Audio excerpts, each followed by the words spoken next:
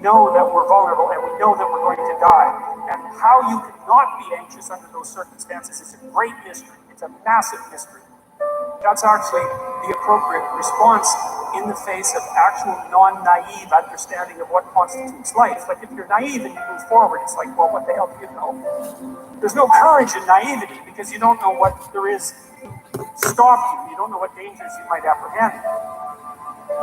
And then to make the decision to move forward into the unknown and the land of the stranger. Anyways, I would say that's one of the secrets to a good life. If you are in a field by yourself with no clothes, no possessions, no trophies, absolutely nothing, just you by yourself, you're enough. That's it, you're enough. You always have been and you always will be, no matter what.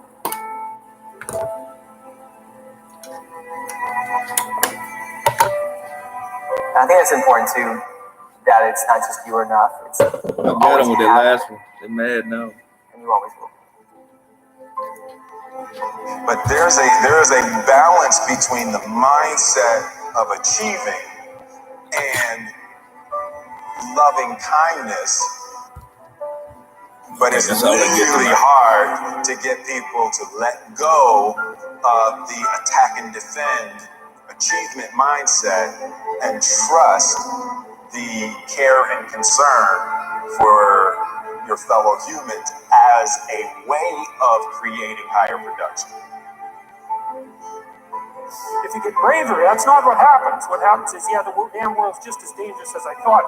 Or maybe it's even more dangerous than I thought, but it turns out that there's something in me that responds to taking that on as a voluntary challenge and grows and thrives as a consequence.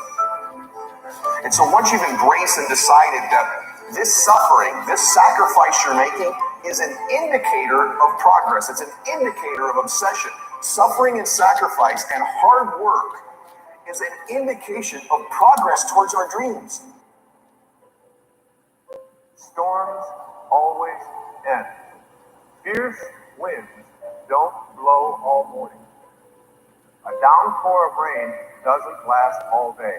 Who does this? Heaven. Oh, I know how to read and write. How about that? Isn't that something? Everything you want or need, it will come to you at the exact perfect time, as the rivers and the streams come to the ocean at the perfect time and place.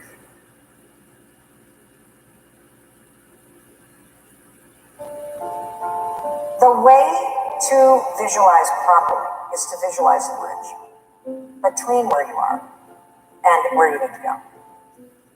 What you do by visualizing the bridge is you train your nervous system and your mind to do the hard work. Why go on? And you only go on if the game is worth the candle.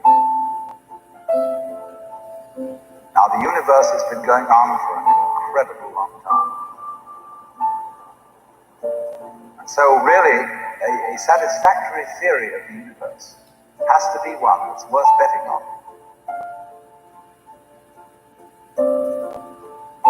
Fear is the most subtle and destructive of all human diseases. Ladies and gentlemen, fear kills dreams. Fear kills hope. Fear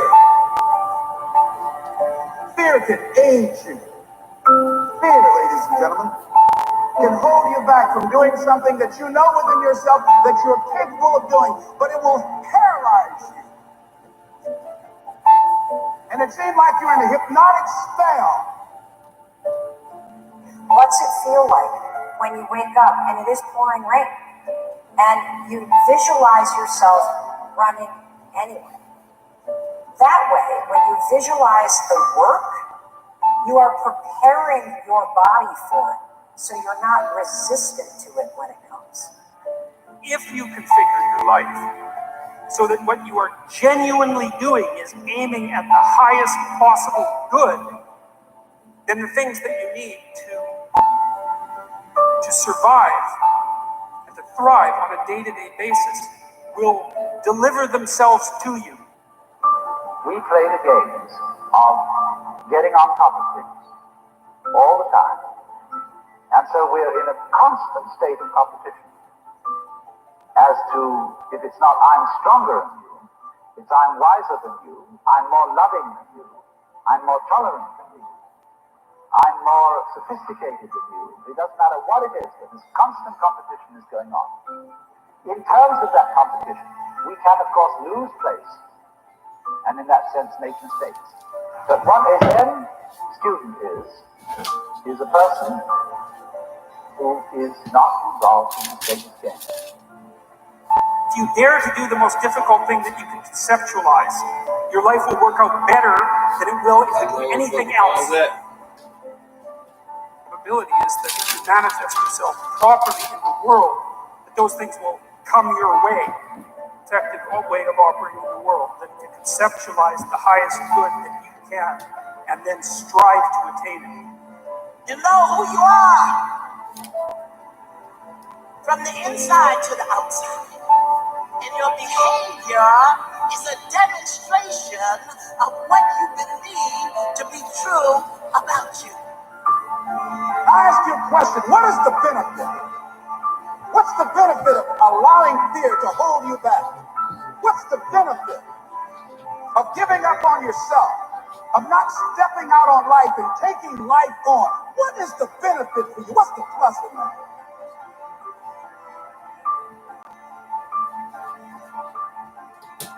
The same reason that people get stuck at a certain level in life. They can't see things being better for them. And they think that this is it and this is all they deserve. This is all they've ever seen. It's been passed on to them. And they think that this is it for them. Oh no.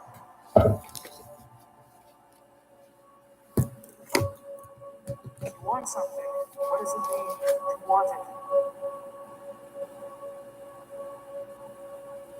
And what it means is to sacrifice whatever is necessary to get it.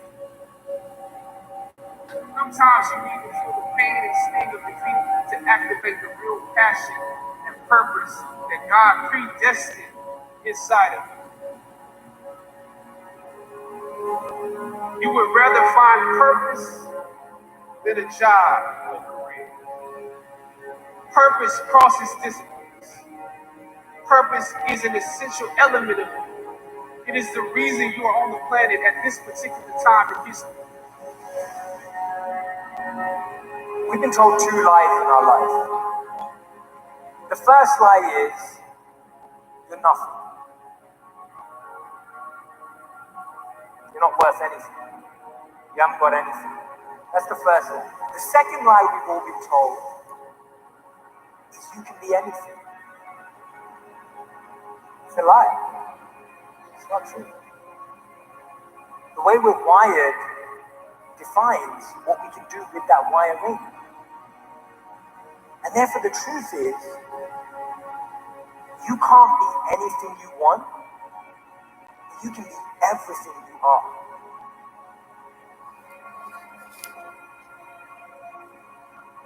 Is to give up desiring as much as you can. Don't want to go beyond the point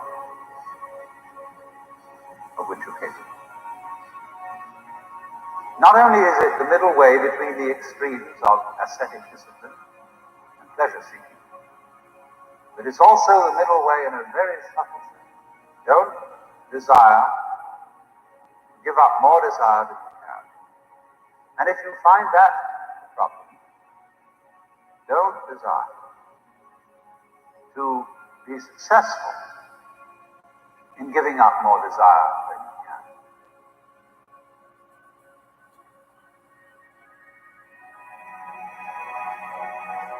So, if I had a gift to give you, it would be maybe make a different decision. And the decision is that no matter what happens in your life, you're going to live in a beautiful state. A beautiful state. And that could be happy, that could be grateful, that could be being generous. Those are all beautiful states, aren't they? It could be curious, it could be fun, it could be playful. You're not limited to one state, but it's different than suffering. And most people's suffering, and all suffering I've ever seen, suffering always comes because you're obsessed about something related to you. You can only be depressed if you're focusing on yourself. The weeds are greed, negativity, manipulation, power, control. So every day I'm literally gardening my heart by pulling out every weed and plucking out every weed that I no longer want to plant in my house. Because guess what? Weeds end up looking like seeds. Often in our life, the weeds and the seeds look exactly the same when they start growing. And that's one of the biggest challenges. We're wired for generosity, but we're educated for greed. We're so deeply wired for generosity, but everything's trying to pull us away from that. It's about you. It's about how you think, what you should have done or shouldn't have done, or what someone did to you or didn't do to you in the past or the future, which don't even exist. So I have a simple goal. My goal is help people make a decision that says, I don't know what's going to happen. I'm not positive thinking just the truth. So if that's going to happen, I say make a decision now that says, I'm going to live in a beautiful state and I'm going to find beauty in whatever life brings me.